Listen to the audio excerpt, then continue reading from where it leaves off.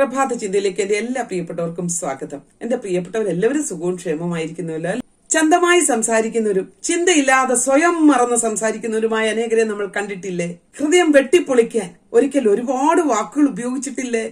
പിന്നീട് പറഞ്ഞതെല്ലാം ഓർത്ത് ഒരിക്കൽ കുറ്റബോധമുള്ളവരാകുമ്പോൾ തിരിച്ചു ചെന്ന് തന്റെ വാക്കുകളാൽ മുറിപ്പെട്ടിരിക്കുന്നവരോട് ക്ഷമാപണം ചെയ്യുവാൻ കടന്നു ചെല്ലുമ്പോൾ കീറി മുറിച്ച ഹൃദയത്തെ പിന്നെ തുന്നിച്ചേർക്കുവാൻ വാക്കുകൾ പറഞ്ഞാശ്വസിപ്പിക്കുവാൻ നമുക്കില്ലാതെ പോകും. ക്ഷമാപണം നടത്തുവാൻ ചെന്നവരായി നാം അവരുടെ മുൻപിൽ തലകുമ്പിട്ട് നിൽക്കേണ്ടതായുള്ള അവസ്ഥയുണ്ടാകും.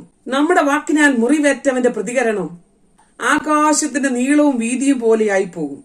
അതുകൊണ്ട് ഓരോ വാക്കുകൾ ചെയ്യുന്നതിന് മുൻപും പറയുന്നതിന് മുൻപും പ്രതികരിക്കുന്നതിന് മുൻപും പ്രവർത്തിക്കുന്നതിന് മുൻപും ഒക്കെ ഒന്ന് ശ്രദ്ധിക്കുവാൻ മറന്നു പോകരുത് കേട്ടോ. ബൈബിളിൽ ഇപ്രകാരം പറയുന്നു, കേൾക്കുവാൻ വേഗതയും പറയുവാൻ താമസവും ഉണ്ടായിരിക്കട്ടെ എന്ന്. ശക്തനായ ദൈവം നമ്മെ എല്ലാവരെയും സഹായിക്കട്ടെ.